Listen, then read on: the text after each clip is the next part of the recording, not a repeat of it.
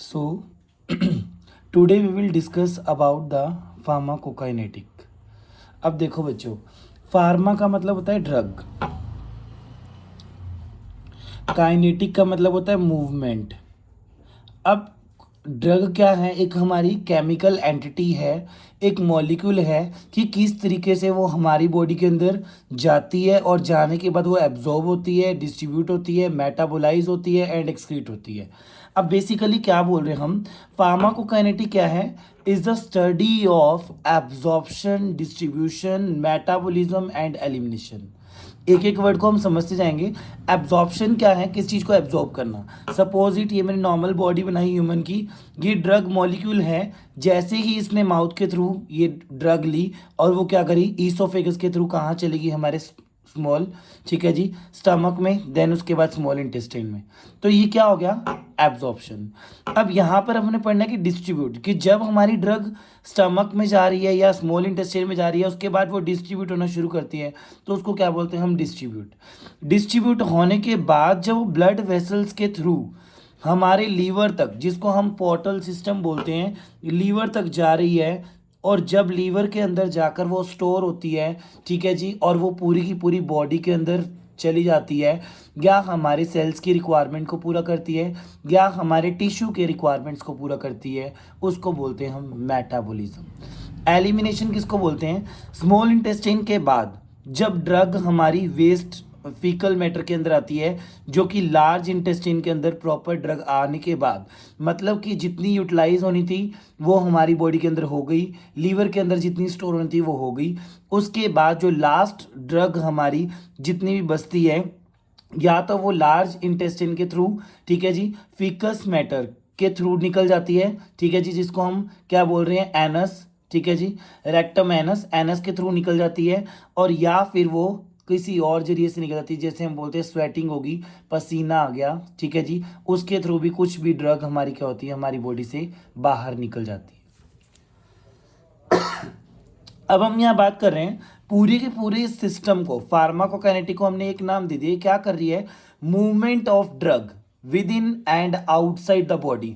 मतलब कि जो हमारी बॉडी की, जो बॉडी के अंदर हमारी मूवमेंट हो रही है, किसकी मूवमेंट हो रही है? ड्रग की जो मूवमेंट हो रही है, ठीक है जी, वो हमारी बॉडी के अंदर हो रही है, या फिर हमारी जो ड्रग है, सपोज इट हमने अप्लाई करी है, ठीक है जी, हमारी स्किन के ऊपर, तो वो ड्रग कैसे एब्जॉर्ब हो जाती है हमारी बॉडी के अंदर, इसीलिए हमने बोल दिया आउटसाइड द बॉडी। तो बेसिकली इसको नॉर्मल फॉर्म में बोल रहे हैं, movement of drug with in and outside the body. अब नॉर्मल में बोलूं कि फार्माकोकाइनेटिक की डेफिनेशन क्या है, हम किसको किस तरीके से डायरेक्ट कर सकते हैं? फार्मा मैंने अभी बताया ड्रग, काइनेटिक मैंने बताया movement.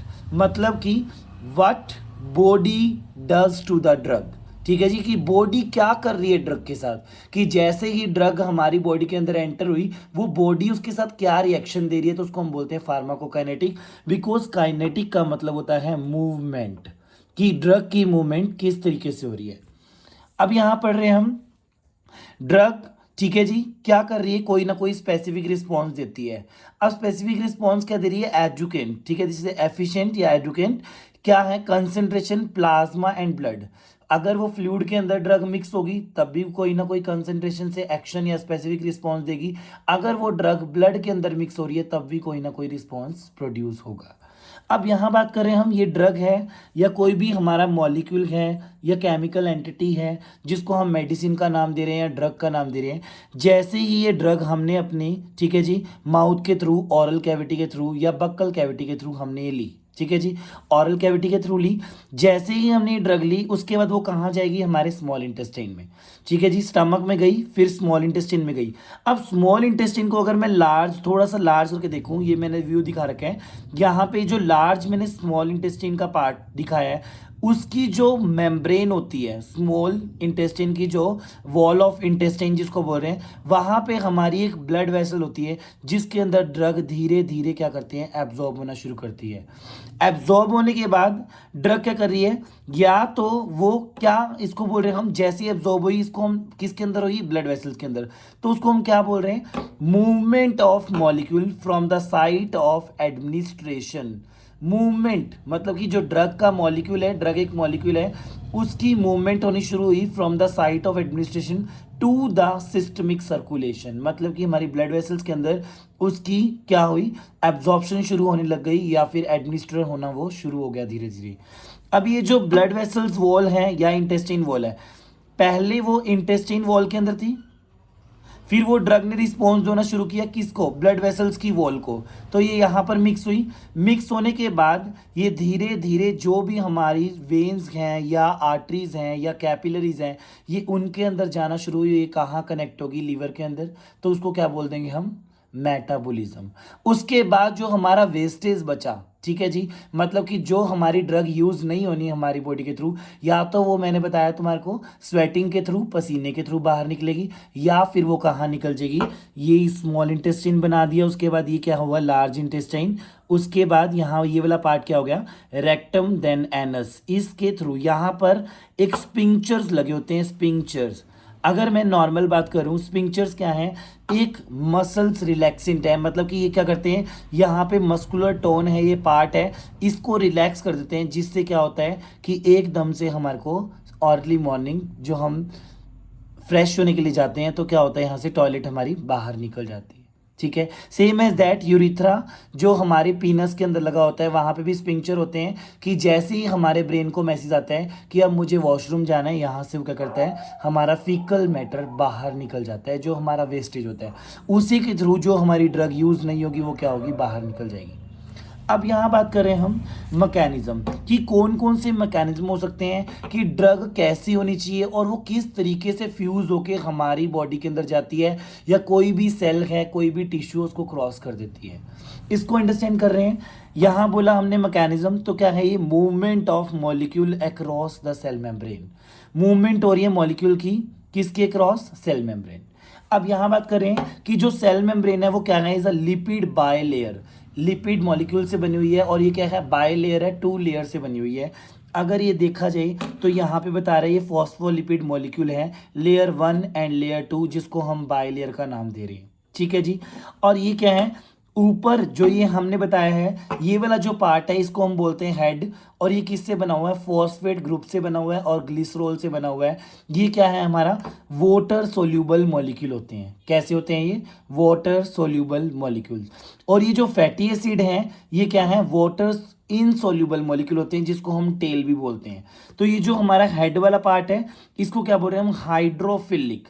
Hydro means water, philic means loving, तो ये नीचे वाला पार्ट भी हमारा हाइड हो गया, तो इसको क्या बोल रहे हैं हम, हाइड्रोफिलिक। और जो ये वाला पार्ट है हमारा फैटी एसिड वाला पार्ट, ये क्या होता है, हाइड्रोफोबिक। तो इसको हम बोलते हैं आउटसाइड पार्ट, इसको क्या बोलते हैं हम, इनसाइड पार्ट। अब बेसिकली इसका क्या रोल है, हम यहाँ पर ये पढ़ रहे हैं कि जो ये एब्जॉर्प्शन हो रही है वो ड्रग की किस तरीके से होती है, कि मतलब कि जो हमारी सेल मेम्ब्रेन है वो किस तरीके से काम करती है।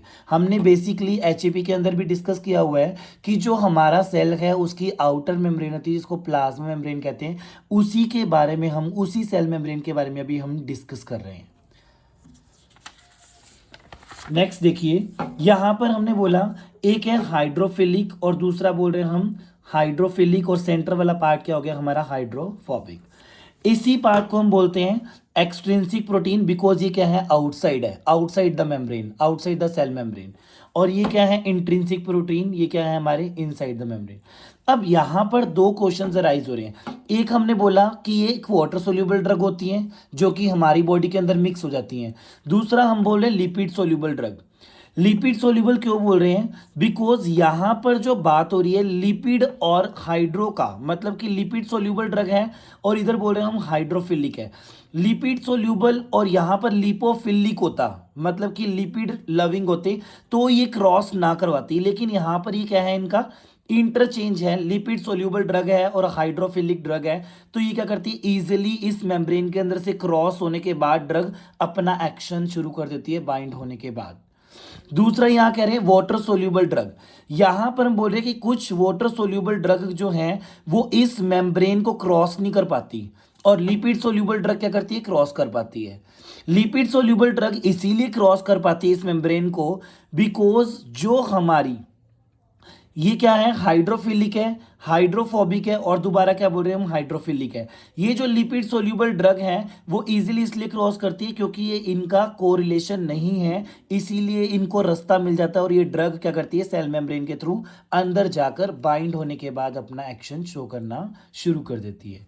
लेकिन यहाँ हम बात कर रहे हैं कि वाटर सोल्यूबल जो ड्रग है वो क्या करते हैं, जैसे ही वो क्रॉस करेगी, अब देखो यहाँ पे हम इसको बोल रहे हैं हाइड्रोफिलिक, अभी तो ये हो गए वाटर लिविंग, ठीक है जी, वाटर लविंग होगी, हाइड्रोफिलिक बोला हमने इसको, और सेंटर वाले पार्ट को बोल रहे हैं हम हाइड्रोफोबिक। ये वाला जो पार्ट है हमारा क्या है, हाइड्रोफोबिक। इसको ये क्रॉस नहीं कर पाती, अगर ये क्रॉस नहीं कर पाएगी तो ये अपना एक्शन नहीं देगी, इसीलिए हम यहाँ पर चैनल प्रोटीन्स का इस्तेमाल करते हैं कि जो ये हमारी फॉस्फोलिपिड लेयर है, बाय लेयर है जो प्लाज्मा मेम्ब्रेन से बनी हुई है, यहाँ पर हम चैनल प्रोटीन्स का नाम लेते हैं, चैनल प्रोटीन्स लगाते हैं इन सेंटर के बीच में, ठीक है जी, ताकि जो वाटर सोल्यूबल ड्रग है वो इजीली क्रॉस कर पाए इसके सेंटर से, ठीक है जी, जिनको क्या बोल रहे हैं हम, इंटीग्रल प्रोटीन। मतलब इंटीग्रल प्रोटीन क्या काम कर रहे हैं, आउटसाइड से लेके इनसाइड तक, बाहर से जो ड्रग लेकर अंदर ला लेने आने के लिए काम करती है, मतलब आउटसाइड टू द इनसाइड ये काम करती है।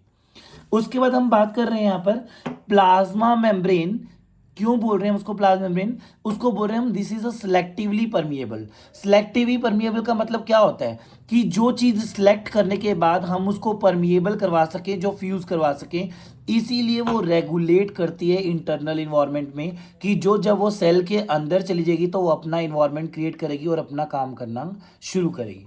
तो जो प्लाज्मा मेम्ब्रेन है वो क्या कर रही है, प्रोवाइड सिलेक्टिव बैरियर, मतलब कि सिलेक्टिव बैरियर्स को प्रोवाइड करती है, क्योंकि वो उन्हीं को फ्यूज करवाएगी, उन्हीं को क्रॉस करवाएगी जिनका साथ उनका जो इंटरनल इन्वायरमेंट है वो मैच करेगा। सेम एज दैट कि ये ड्रग है, ये प्लाज्मा मेम्ब्रेन है और ये अंदर सेल, ठीक है जी, सेल मेम्ब्रेन है जिसके अंदर हमारे बहुत सारे ऑर्गेनेलिज पड़े हैं। वो ड्रग तब क्रॉस करवाएगी जब वो सिलेक्टिवली परमिएबल होगी, मतलब जब वो एक्शन देना चाहती है, और वो ड्रग जब इन्वॉल्व हो सकती है और अपना एक्शन दे सकती है। अब यहाँ चलते हैं, हम दो टाइप के ट्रांसपोर्ट होते हैं, एक हम बोल रहे हैं पैसिव ट्रांसपोर्ट और दूसरा बोल रहे हैं एक्टिव ट्रांसपोर्ट। नॉर्मल सी बात है, अगर इसको नॉर्मल हम अंडरस्टैंड करें कि इसके अंदर क्या डिफरेंस है, active transport and passive transport. Active मतलब क्या होता है, जो एक्टिव शो कर रहा है अपने आप को, मतलब कि यहां पर हमारे को क्या हो रहा है, एनर्जी की नीड है। पैसिव का मतलब क्या होता है कि जो काम नहीं हो रहा या फिर जहां पर हमारे को एनर्जी की जरूरत नहीं पड़ रही।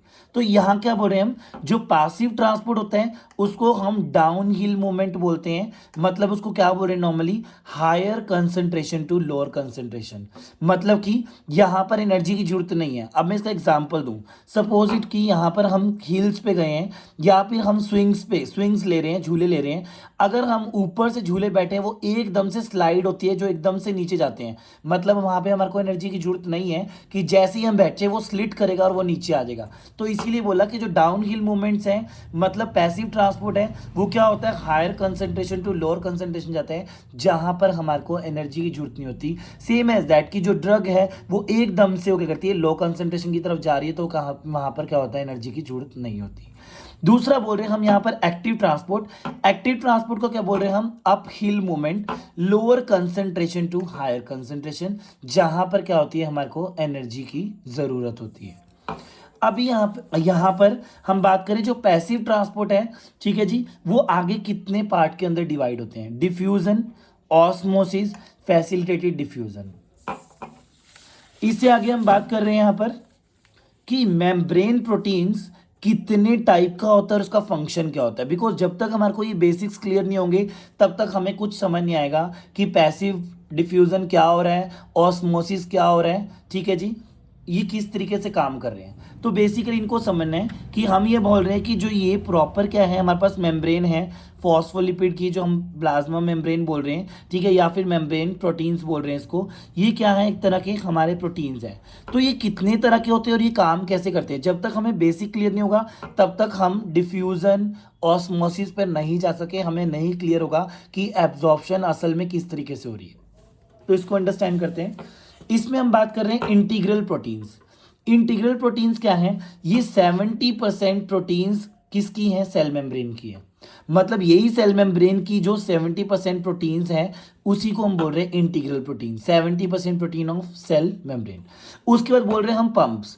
पंप क्या होते हैं बेसिकली, जो ये हमारी फॉस्फोलिपिड लेयर बनी हुई है, मेम्ब्रेन बनी हुई है, यहाँ पर हमने कुछ पंप लगा रखे हैं जो क्या कर रहे हैं, मतलब कि कुछ आयंस को क्लियर मतलब कि भेज रहे हैं या फिर जो कंसंट्रेशन है उसको क्लियर कर रहे हैं, उसी को हम बोलते हैं पंप, जो हमारे को यहाँ पर रास्ता दे रहे हैं, आगे बता रहे हैं। देखो क्या बोल रहे हैं इसको, they transfer against the concentration gradient and electrical gradients. Concentration gradient और दूसरो क्या बोल रहे हैं हम, इलेक्ट्रिकल। इलेक्ट्रिकल मतलब कि जो आयंस हैं वो आगे अपना क्या कर सके, ट्रांसफर हो सके, पहुंच सके। ठीक है जी। दूसरा बोल रहे हैं हम चैनल प्रोटीन्स। चैनल प्रोटीन्स क्या होते हैं, open and closed by gates. ठीक है जी। चैनल प्रोटीन, जैसे फॉस्फोलिपिड लेयर बना दी, ये चैनल्स बना दिए, यहाँ पे जो ड्रग मॉलिक्यूल है यहाँ पर एंटर करा, जैसे ही एंटर कर रहा है तो उसके बाद अगले स्टेप में क्या होगा, जो उसका स्ट्रक्चर है चैनल प्रोटीन का वो क्या होगा, चेंज हो जाएगा। तो यहाँ पर ये जो ड्रग जैसे ही अंदर आएगी, मतलब आउटसाइड थी, ये इनसाइड आएगी, इनसाइड आने के बाद क्या होगा, ड्रग अंदर चली जाएगी। ठीक है, जो चेंज होते रहते हैं। कैरियर प्रोटीन्स क्या है, involve in transport of substance, ये ट्रांसपोर्ट करते हैं सब्सटेंस को, इसीलिए हम इसको बोल रहे हैं कैरियर प्रोटीन्स। एंजाइम प्रोटीन्स क्या होते हैं, देखो वही एंजाइम जो प्रोटीन से बने होते हैं उन्हीं को ही एंजाइम प्रोटीन कहते हैं। तो उसको क्या बोल रहे हैं, take part in a membrane reaction, मतलब कि कुछ पार्ट लेते हैं मेम्ब्रेन रिएक्शन के अंदर, ये किस तरीके से काम कर रहे हैं। उसके बाद हमने बोला रिसेप्टर प्रोटीन। रिसेप्टर खुद ही एक प्रोटीन है, वेनेवर जब ये सेल मेम्ब्रेन है और ये बाइंडिंग साइट है। लिगेंड किसको बोल रहे हैं हम, कोई केमिकल को बोल रहे हैं। जैसे ही कोई भी कंपाउंड, केमिकल कंपाउंड जैसे ही इस रिसेप्टर बाइंडिंग साइट पर बाइंड करेगा, वैसे ही वो सेल के अंदर फ्यूज होगा और वो स्पेसिफिक फंक्शन अपना शो करना शुरू कर देगा, स्टार्ट करना शुरू कर देगा। ये क्या है हमारा pharmacokinetic, this is a half part of pharmacokinetic. कल हम ये ऑस्मोसिस क्या होता है, डिफ्यूजन क्या होता है, उसके बारे में डिस्कस करेंगे। और अगर आपको नोट्स चाहिए तो आप यहाँ पर टेलीग्राम की आईडी दी है, वहाँ से आप यूज़ कर सकते हैं। ठीक है जी।